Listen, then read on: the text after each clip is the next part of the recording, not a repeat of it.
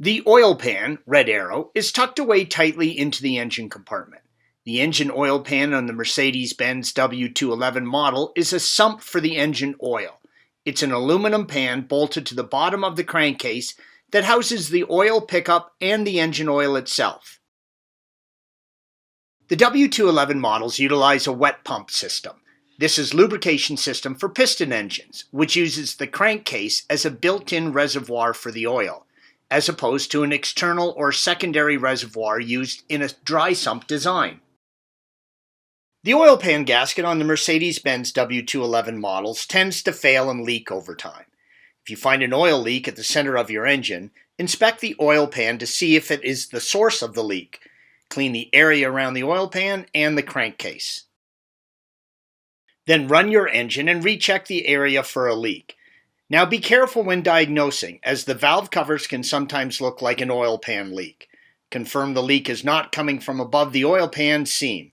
If you determine the oil pan is in fact leaking, you will want to replace it and reseal the bottom of your crankcase. In this tech article and video, I will show you how to replace the oil pan gasket on the Mercedes-Benz W211 models with a 6-cylinder engine and a 4-matic drivetrain. Other models may be similar.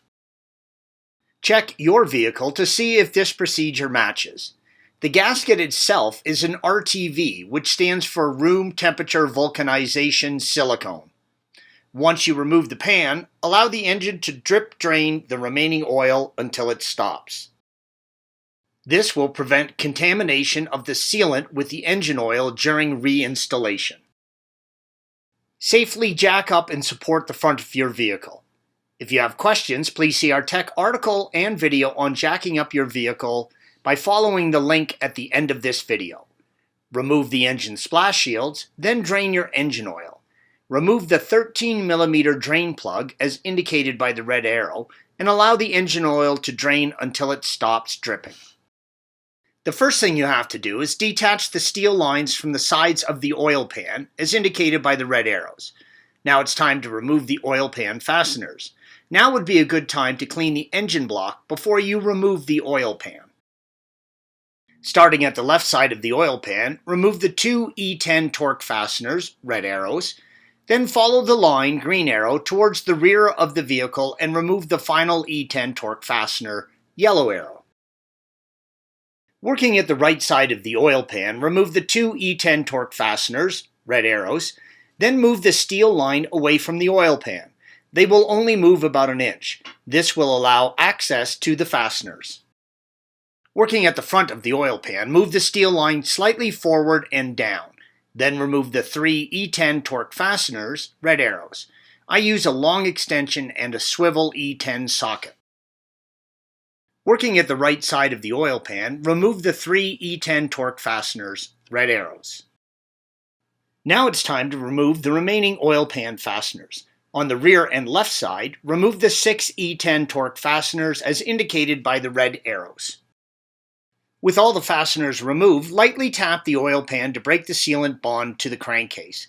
As you tap, listen for the sound to change. Once it does, the sealant bond has been broken. Support the oil pan as it may fall during this process. If the pan does not come off after tapping, see the next step. On the left side of the oil pan, there is a separating ledge, red arrow. Use a small flathead screwdriver and gently lever the pan down away from the crankcase. I stress gently here. Do not break the crankcase or the oil pan. If you lever too hard, there will be damage. Lower and remove the oil pan from the engine. Once the oil pan is removed, clean the inside and sealing surfaces thoroughly. This photo shows the oil pan cleaned. Be sure both surfaces are this clean, the crankcase and the oil pan. Otherwise, the RTV will not seal. Apply RTV in a 1/8 inch bead. Do not overdo it. Lift the oil pan into place and install the fasteners to secure it in place. Do not tighten them right away. Once the pan is flush with the crankcase, tighten all of the fasteners. Give the RTV time to seal, and then refill your engine with oil. Installation is the reverse of removal. Thanks for watching. Click here to view the original article along with hundreds of other DIY content for your car.